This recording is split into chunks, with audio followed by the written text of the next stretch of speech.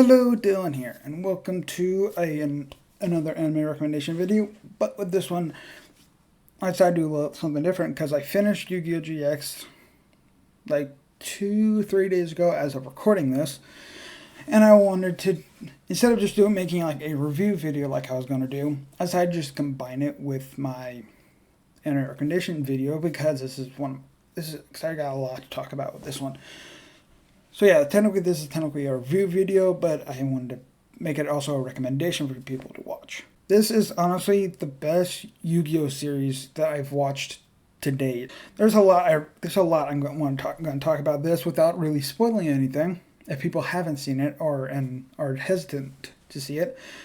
And one thing I really like about it is these different type of duels, these turbo duels or writing duels that they are called in the subbed version, are goddamn amazing.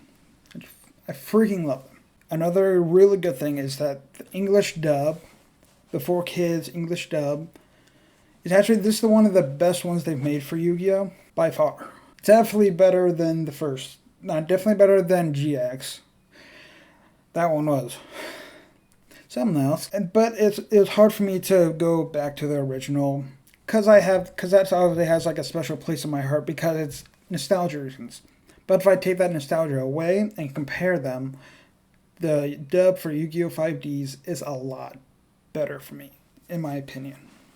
The voices pretty much fit the character pretty well. And there was not really any annoying characters. I mean, there's Lazar, but he's meant to be annoying. Lazar is meant to be annoying. And I just really think that this was like one of the best so far. Then of course what 4Kids always does is change the opening theme to their own English version. The original Yu-Gi-Oh! Series, it's nostalgia for a lot of people, and it's basically a meme. The one for GX I didn't really like that one, but this one, it is honestly so freaking good. I just really liked it, and not gonna lie, I even sang along with it a few times because it's just a good song. It's just really a really good song. One thing to note about 5D's is that it's not as dark as GX got. It didn't. I mean, at some point maybe, but it's not as dark as GX got toward the end. But it's definitely more gritty, and it doesn't feel like a children's anime compared to the first two series. It doesn't feel really like something that you would show to a child because there's a lot that actually happens that definitely feels a lot more more gritty, especially like the first series. It just doesn't feel like a children's anime, especially if you do watch it subbed. It definitely does not feel like a children's anime, at least here in the West. Something that I never expected to see in a Yu-Gi-Oh! Series is the fact that it has incredible character development. Two main ones that I think of all time is Trudge and Akiza.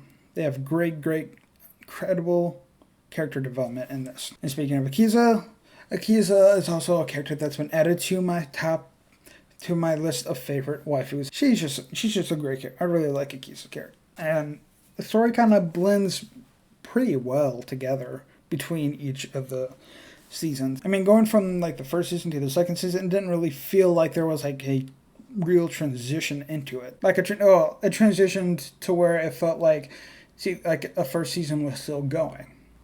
If that makes sense. And speaking of that, I'm going to start talking about the 5 individual seasons without trying to give out any spoilers.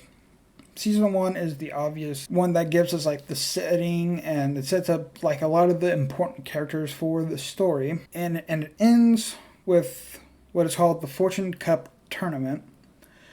And this season is episodes 1 through 26, so it's pretty short compared to some of these other seasons. Season 2, which is called Earthbound Immortals, gives answers. Some answers that people would have in the first season, and it has an incredible plot twist by the end. And also it gives us these amazing creatures that are known as the Earthbound Immortals, because honestly they are definitely my favorite monsters in Yu-Gi-Oh!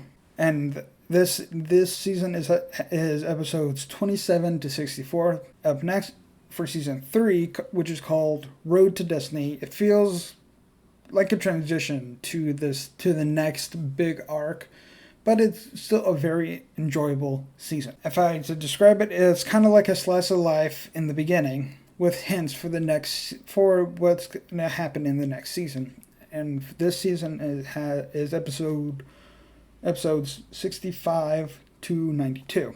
Now into season 4, which is called the World Racing Grand Prix, but still called Road to Destiny and the Doubt for some reason. I don't know why they did that. It's similar to season 1 in the sense that it is technically a tournament. That is what is hinted at in season 3, but it's like season 1. It has something sinister going on behind the scenes. The truth of the group Iliaster that is mentioned time and time again is finally revealed. I'm not saying obviously what is revealed about them. I'm just going to tell you that. I'm just saying that it is revealed in season 4. And a note to skip episode 130 because it is just a recap episode. I mean, there are some small things that are enjoyable in it, but it's just a recap. There's no point in actually watching it. And in season 4 is episodes 93 to 134. Minus 130 because, like I said, it's just a recap episode.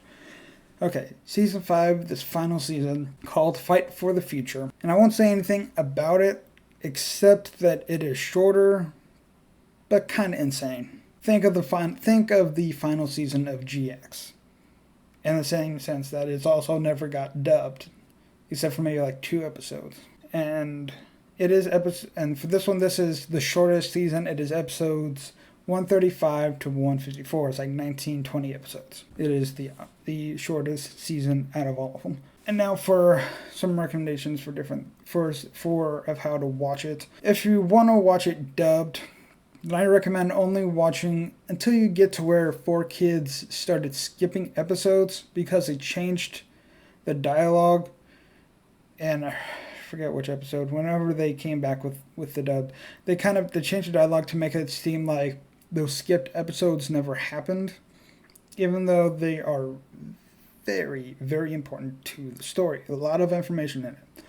So I'd say you start just flat out start watching it subbed at around episode 111. Otherwise, you will miss a lot of pertinent information. Did I use that word right? Pertinent? I don't know. I think I did.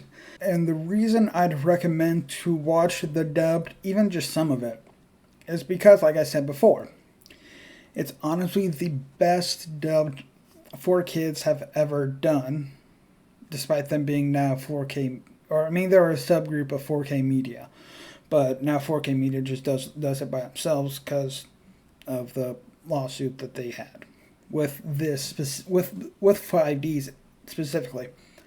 If you want to go ahead and look that up yourself if you want to.